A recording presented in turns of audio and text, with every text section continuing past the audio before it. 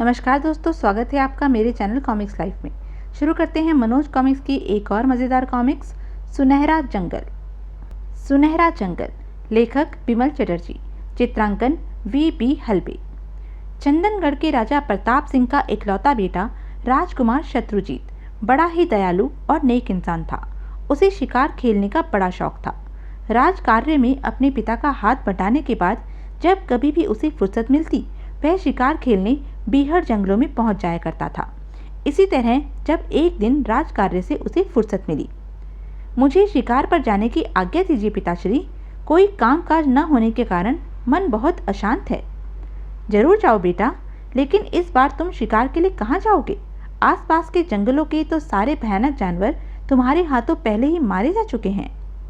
सुनहरे जंगल की खूब चर्चा सुनी है, अतः इस बार शिकार के लिए वहीं जाने की इच्छा है पिताश्री। सुनहरा जंगल? सुनहरा जंगल?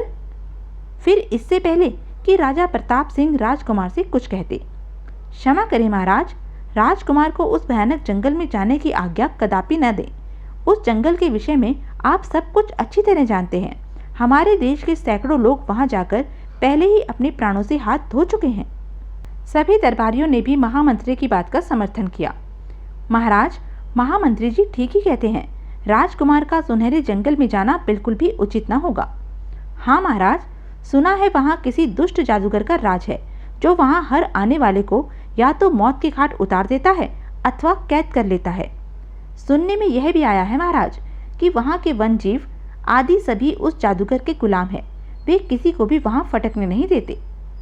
आप सब ठीक ही कहते हैं बेटे, मैं तुम्हें उस खतरनाक एवं रहस्यमय वन में जाने की इजाज़त हरगिज़ नहीं दे सकता। अच्छा यही होगा कि तुम स्वयं भी उस जंगल में जाने का इरादा त्याग दो। लेकिन पिताश्री, मुझे इन अफवाहों पर जरा भी विश्वास नहीं। आप अच्छी तरह जानते हैं कि मैं सुनहरे जंगल से भी अधिक खतरनाक एवं भयानक जंगलों में शिकार करने जा चुका हूँ। कृपया मुझे मत रोकिए। नहीं बेटे, जानबूझकर हम तुम्हें मौत के मुँह में नहीं जाने दे सकते। तुम वहाँ शिकार के लिए हरगिज़ नहीं जाओगे। लेकिन कुछ नहीं, यह हमारा आदेश है। हाँ बेटे, जिद मत करो। यदि तुम्हें कुछ हो गया तो हमारा और इस देश का क्या होगा? तुम ही तो इस देश के भावी प्रजापति हो। आज्ञा न मिलने पर राजकुमार उदास हो चुपचाप अपने कमरे में चला गया। सुनहरे जंगल में आखिर जादूगर का ऐसा क्या रहस्य है जो माता एवं पिताश्री ने मुझे वहां जाने की आज्ञा नहीं दी? यहाँ अब दिल भी तो नहीं लग रहा। दिन पर दिन बीतते गए। राजकुमार का दिल अब किसी कार्य में नहीं लगता था। वह हमेशा सुनहरे जंगल की कल्पना में ही खोया रहता। राजा रानी जब अपने बेटे की उदासी देखते तो उनका दिल तड़प उठता। ओह, क्या दशा बना ली है हमारे लाल ने। उसकी उदासी तो देखी नहीं जाती रानी, लेकिन क्या करें, मजबूरी है। परंतु तुम चिंता न करो, जल्दी ही मेरे मित्र चमनगढ़ के राजा शिवालकर कुछ दिनों के लिए विक्रम सिंह के साथ सैर तफरी के लिए यहाँ आ रहे हैं।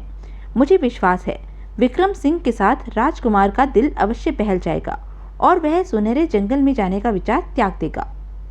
ओह हाँ, मैं तो भूल ही गई थी। कब आ रहे हैं वे? शायद 10-15 दिनों में। 12 दिन बाद चमनगढ़ के राजा अपनी पत्नी और इकलौते पुत्र विक्रम सिंह के साथ चंदनगढ़ पधारे।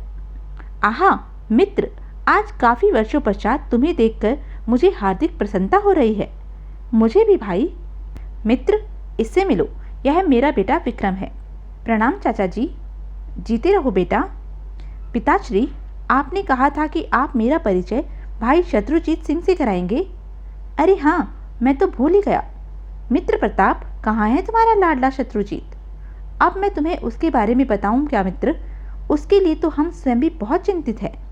फिर राजा प्रताप सिंह ने उसे शत्रुजीत के बारे में सब कुछ बता दिया।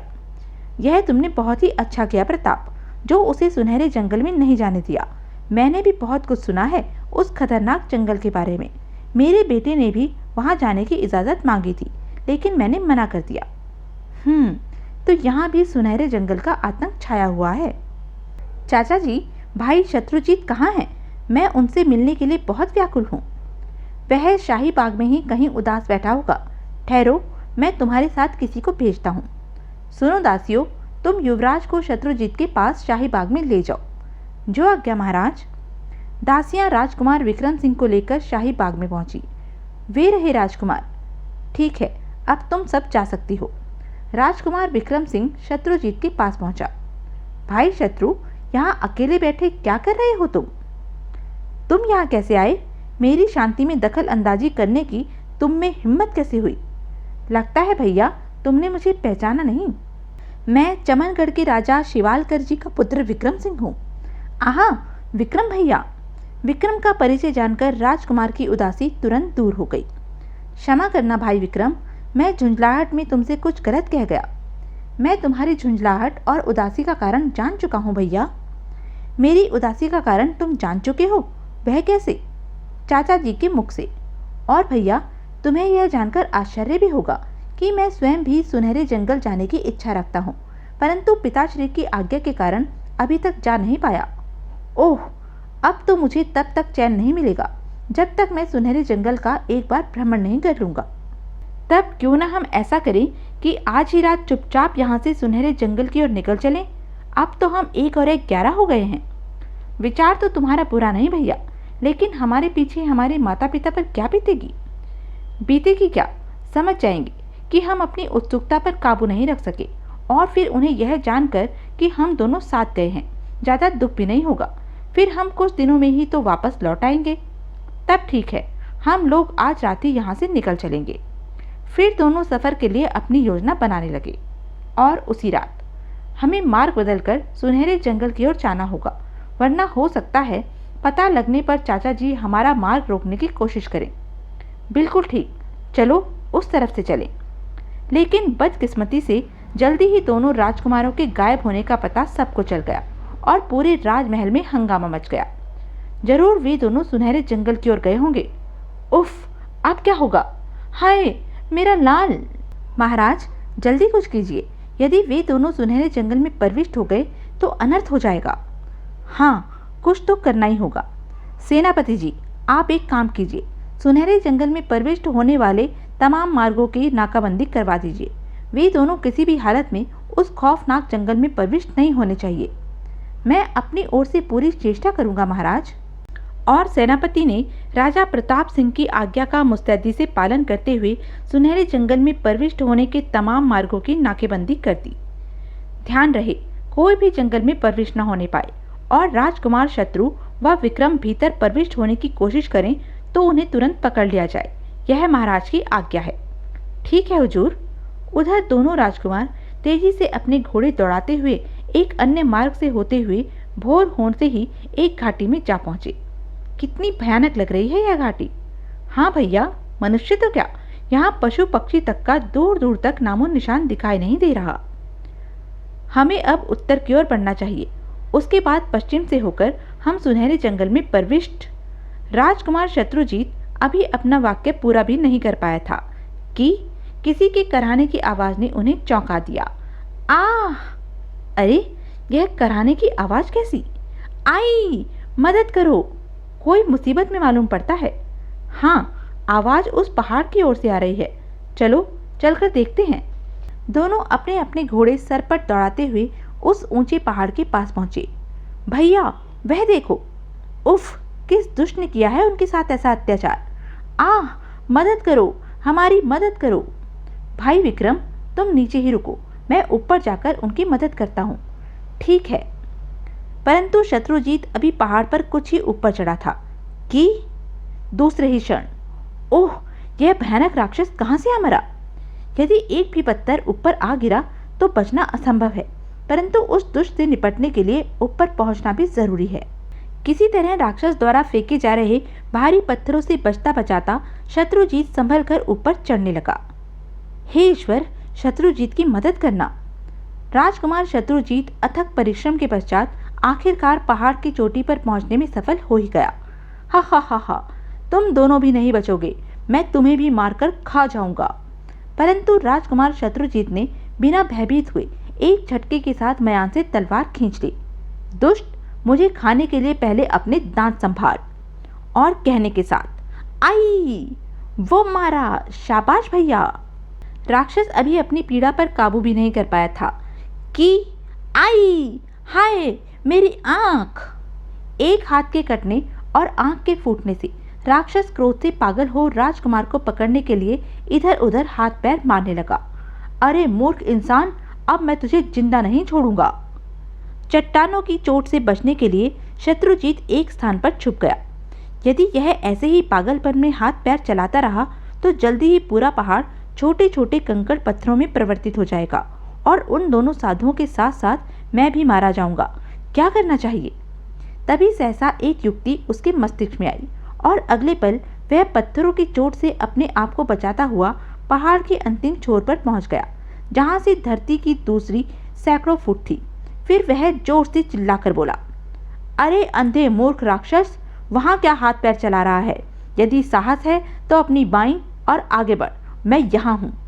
राजकुमार का व्यंग सुन राक्षस का क्रोध सीमा पार कर गया और वह भयानक गर्जना करता हुआ राजकुमार की बताई दिशा में तेजी से आगे बढ़ा। ठहर सुअर, अभी तुझे मजा चखाता हूँ। हाँ हाँ, जरूर आकर मजा चखा। और जैसे ही राक्षस गर्जना करता हुआ शत्रुजीत के निकट पहुंचा, धड़ाक! उस चोट से राक्षस अपने आप को संभाल नहीं पाया और आई! लेकिन इतनी ऊंचाई से गिरने के पश्चात भी राक्षस अभी जिंदा था। हम नहीं छोड़ूंगा, किसी को भी जिंदा नहीं छोड़ूंगा। परंतु इससे पहले कि वह धरती से उठ पाता, शैतान राक्षस, मेरी तलवार के वार से अब तुम कदापि जिंदा नहीं बचोगे। आई! राक्षस को मारने के पश्चात, भैया अब तुम इसकी चिंता न करो, यह दम तोड़ चुका है। तुम उन दोनों साधुओं को मुक्त करो। ठीक है। राजकुमार शत्रुजीत तुरंत दोनों साधुओं को मुक्त कराने में जुट गया। मुक्त होने के बाद साधुओं ने बताया, उस दुष्ट राक्षस ने हम जैसे और भी बहुत से लोगों को पकड़ पकड़ कर इसी तरह रख छोड़ा था और रोज एक व्यक्ति का सुबह शाम आहार करता था। उन सैकड़ों में से केवल हम 2 ही शेष बचे थे। यदि आज तुम सही समय पर यहाँ नहीं पहुँच जाते तो कल तक हम भी उसके पेट में पहुँच चुके होते। बेटा, हम तुम्हारा यह एहसान कभी नहीं भूलेंगे। इस एहसान का बदला तो हम चुका नहीं सकते, लेकिन कुछ अमूल्य वस्तुएं हम तुम्हें जरूर देंगे। आओ हमारे साथ। साधु शत्रुजीत को लेकर पहाड़ के दूसरे किनारे की ओर चल पड़े। दूसरी ओर से पहाड़ से कुछ नीचे उतरने के पश्चात, वह गुफा कैसी है महाराज? बेटा, वह राक्षस इसी गुफा में रहता था। तीनों उस गुफा में प्रविष्ट हुए। उफ, यह क्या? यह उन अभागे लोगों के अस्थि पंजर है जिनका भक्षण वह राक्षस कर चुका है। फिर साधुओं ने एक दीवार पर टंगी एक कुल्हाड़ी और शेर की खाल को उतारते हुए कहा, ये दोनों वस्तुएं हमने अपनी सिद्धियों से प्राप्त की थी, लेकिन उस दुष्ट राक्षस ने हमसे इन्हें छीनकर हमें बंदी बना छोड़ा था। बेटा, यह कुल्हाड़ी जादुई है। आदेश मिलते ही यह बड़ी से बड़ी फौज का सफाया कर सकती है और इस खाल पर बैठने पर मनुष्य अदृश्य हो जाता है और आदेश देने पर यह बैठने वाले को इच्छित स्थान पर भी ले जा सकती है। तो यह थी अब तक की कहानी। आगे की कहानी जानने के लिए बने रहें मेरे साथ और हाँ, मेरे चैनल को लाइक, शेयर और सब्सक्राइब करना ना भूलें। धन्यवाद।